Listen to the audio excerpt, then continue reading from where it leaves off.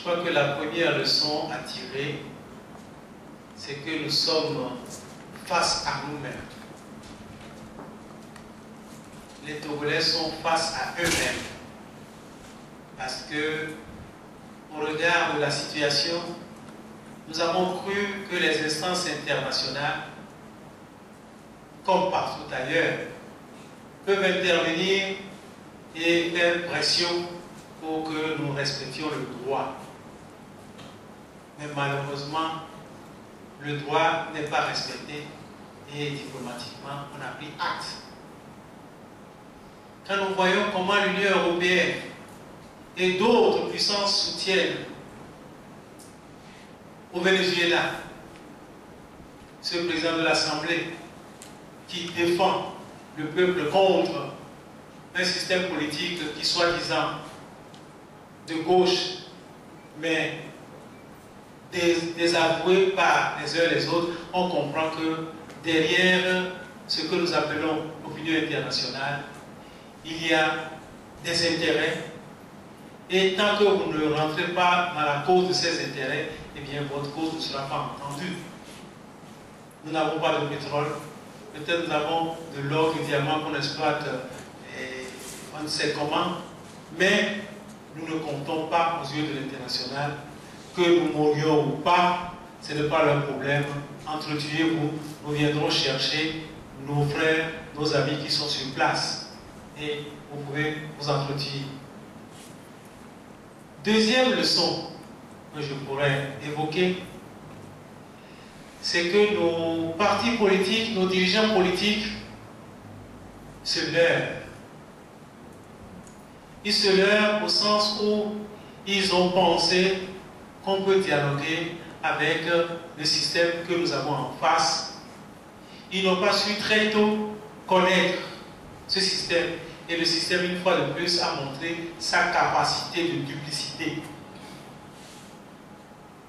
Se maintenir coûte que coûte au pouvoir, quelles que soient les revendications, et refuser de partager ce que nous appelons la richesse nationale équitablement, puisque l'impunité est devenue la règle.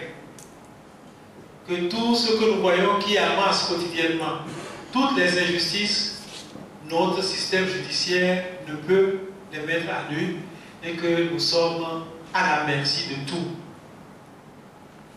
Et la troisième leçon, c'est que nous sommes incapables d'affronter ce système.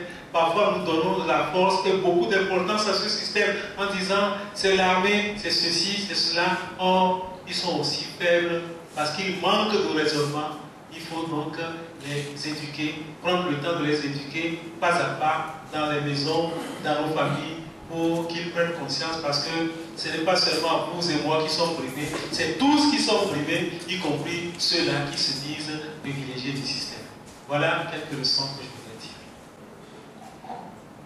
Je crois que pour poursuivre ce qu'a dit mon prédécesseur, le citoyen togolais n'a plus de dignité. On n'a plus de dignité au sens où le premier droit d'un individu, selon donc la Charte des Nations Unies, c'est la dignité. Et nous n'en avons plus. La preuve, à tout moment, peut sortir, vous pouvez être interpellé. On finit même pas demander la carte d'électeur comme pièce d'identité. Donc, où se trouve notre dignité? Nous n'en avons plus. Alors, si vous n'avez pas de dignité, qui vous respectera? Apparemment, on nous respecte. Celui qu'on respecte, qui l'on respecte au Togo? On respecte ceux qui garantissent les intérêts de l'autre. Et qui est l'autre? Ce n'est pas vous et moi. L'autre, c'est les gouvernants qui sont susceptibles de garantir l'intérêt d'un capitalisme qui s'impose au-delà de tout. Parce que, regardons sur place d'abord notre institution que nous disons garante, puisque c'est l'intégration régionale, la CEDEAO. La CEDEAO des peuples, c'est pour cette CEDEAO que nous nous battons. Mais nous n'avons que la CEDEAO des chefs d'État. C'est eux qui décident. Les fonctionnaires sont aux ordres. Et il est clair que les observateurs qui nous ont envoyés n'ont jamais su observer. Par conséquent, à ce premier niveau, ni l'UEMOA, ni la CEDEAO ne constituent pas des instances auxquelles nous pouvons dire, vous et moi, qu'on s'y reconnaît. Dans ces conditions, ce sont des instances qui n'ont pas eu la capacité de dire le droit, ni de dire ce qu'ils ont vu. Donc, je ne sais pas si nous pouvons encore nous vouer à qui que ce soit. Les Nations Unies étaient là, mais ils n'ont rien dit par rapport à la situation du Togo. L'Union africaine, pourtant, nous avons eu une situation de coup d'État. Et ils continuent de respecter, de garder le soi-disant président, je ne l'attaque pas, mais le soi-disant président de l'institution sous-régionale. Comment on peut diriger une institution sous-régionale et quand une question sous-régionale se pose et que cela vous concerne, vous prenez position contre le droit?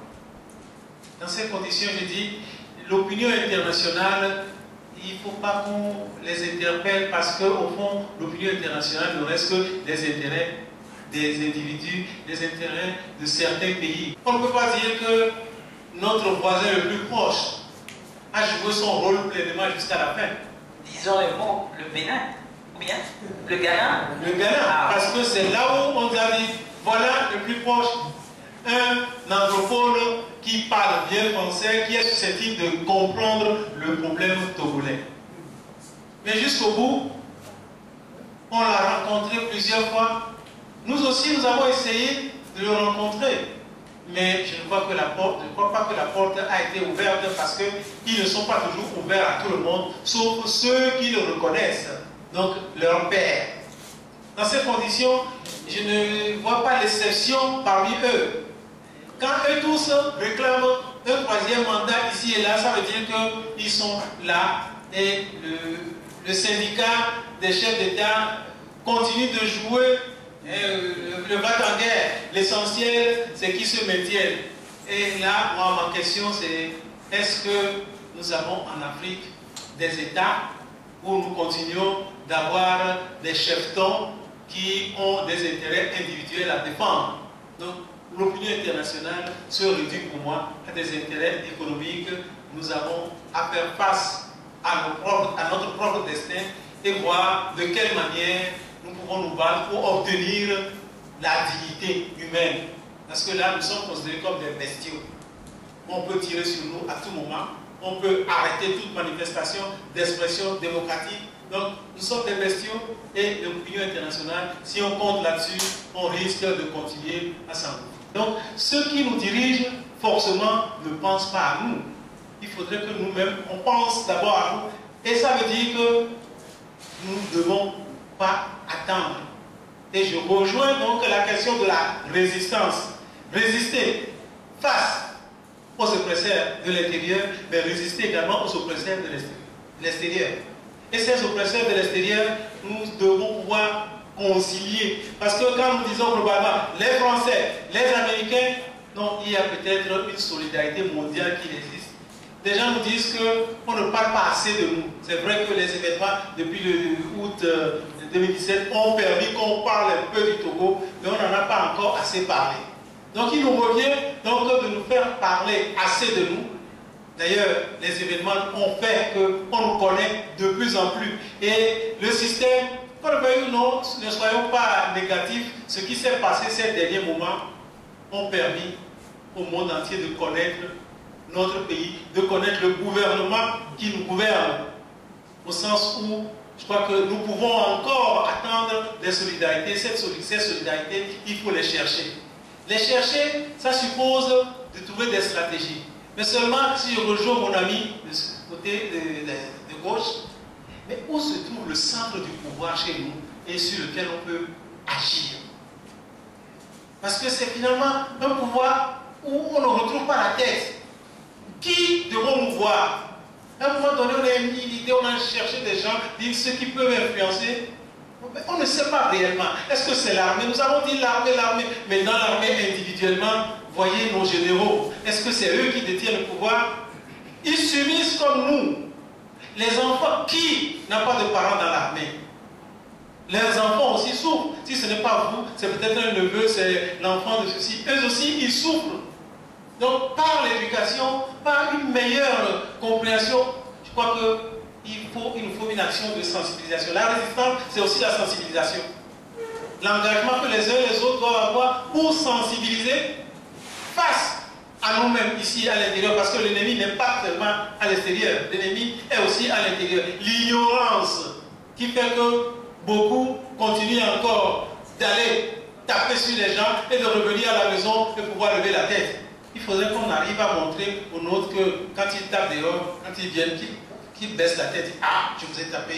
Qu'ils comprennent. Parce que là aussi, on ne fait pas assez cette action intérieure. C'est ce pourquoi nous sommes toujours dépendants en criant vers l'extérieur. Mais il est clair qu'on criera toujours vers l'extérieur et qu'il y a des amis à l'extérieur qui peuvent nous entendre. Il faut les identifier, mais les identifier ne suffit pas. Il faut pouvoir les approcher, agir sur notre diaspora pour comprendre que des amis sont là. Généralement, les organisations donc, des droits de l'homme et au FIDH et d'autres sont là pour suppléer ou agrandir nos échos, mais malheureusement, on ne les touche pas assez. Je crois qu'il est important d'avoir le soutien de ces gens qui sont là. Et pourquoi pas inviter également tous ces réseaux internationaux qui agissent et qui nous prennent en otage.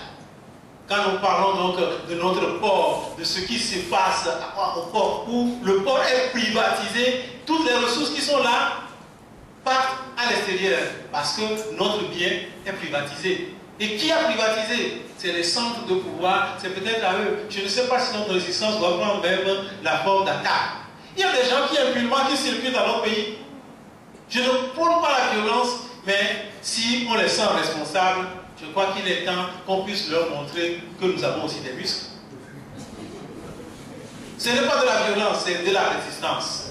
Montrer, parce qu'on nous dit, on se calme, il suffit donc d'un petit peu, et puis on est là. Donc nous devons être capables, et ça c'est l'éducation. On a eu trop la peur du soldat, la peur de l'ennemi, mais ils ne sont pas plus forts qu'on les décrit.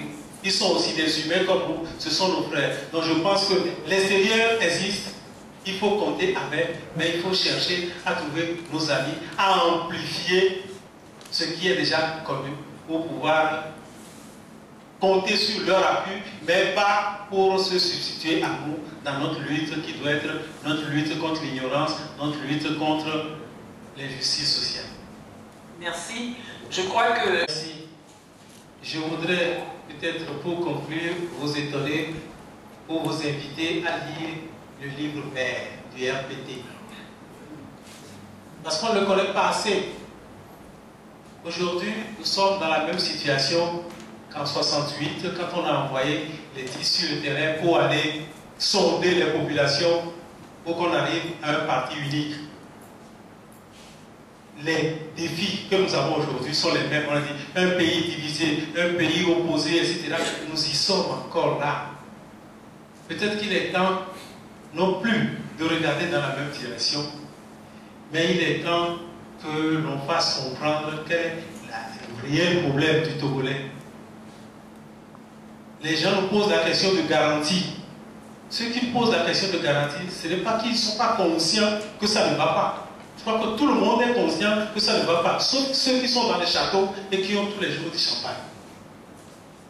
Il est temps peut-être d'éduquer et de répandre les idées démocratiques au sein de toute la société pour que tous on soit au même niveau de compréhension des problèmes du Togo. Parce que ceux-là qui aident encore le système à se pérenniser pour que l'alternance ne soit pas réelle, ce sont nos frères, mais c'est parce qu'ils s'accrochent à quelque chose.